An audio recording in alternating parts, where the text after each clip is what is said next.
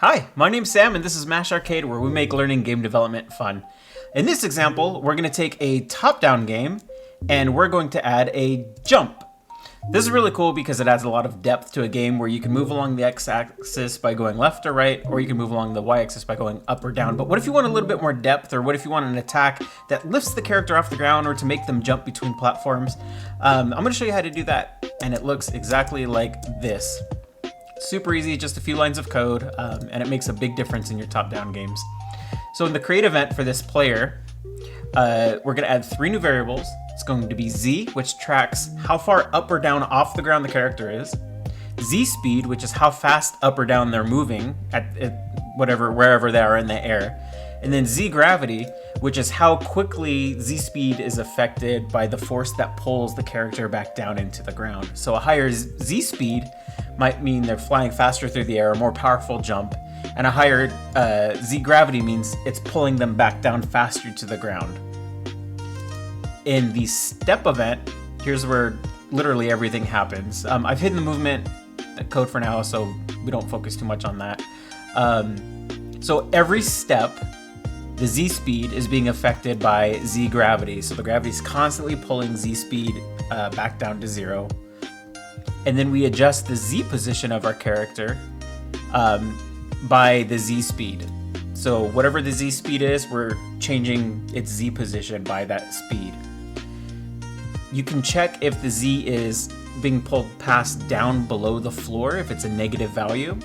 So first we do that check. If the Z is less than 0, then we'll change the Z to 0, so we'll move them back to the floor and change its speed back to 0 as well, so gravity's not infinitely pulling your character through the ground. The last thing that we need to do is just a jump as an example. We're tracking to see if the keyboard check, if space key is being pressed, and if Z equals 0, which if you recall, Z equals 0 is on the ground.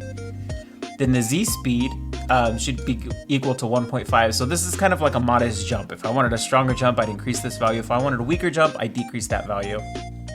And this is just to change the sprite index to make it look like they're physically jumping, but it's not necessary to implement Z depth into your code.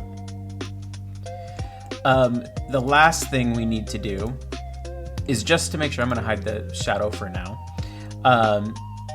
is to draw the sprite and draw its current sprite index, its current image index at its X position, but we're going to do something different with the Y position. Rather than just drawing it at its current Y, we're going to subtract the current Z value from the Y so that it looks like the character's actually moving down, up off of the ground. And I'll show you what that looks like here. So right now we have the gravity, Z gravity, pulling Z speed back down into the ground, but it's less than 0, so we're moving the character right back. That's the constant force pulling the character down. When we push spacebar, Z speed is going to equal 1.5, so Z will equal 1.5, and it'll keep raising up into the air, and then gravity will pull it back down, and it looks like that. Pretty easy, right? If we wanted a more powerful jump,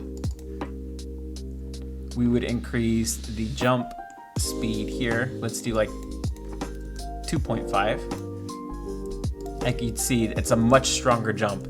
If we thought this was too floaty, we can go ahead and increase the Z speed by something a little bit stronger.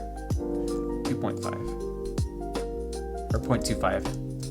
And you get a really quick, zippy up and down jump. It makes him look like he's emoting more of like an urgent woo rather than a slow jump. So you can adjust these values however you'd like. Another thing that you can do is add in a shadow. So I've just added a small sprite of a shadow to appear underneath the player. And I draw it first right at the character's X and Y position so that the point of contact that's under the character will always be where its shadow is, and then the Z value is just drawing the character at a higher Y value each time. The shadow is where the character actually is. So you want to pay attention to where the character's bounding box actually is when you take into consideration things like collision or interactions with other characters. While we're drawing the character at a higher Z value, it's just kind of an optical illusion to make them look like they're jumping in the air. And that's all there is to it. If you want more tutorials, have any questions that you need answered, anything like that, leave a comment down below, and I will respond to those and or make future videos. So thanks so much for watching. Bye-bye.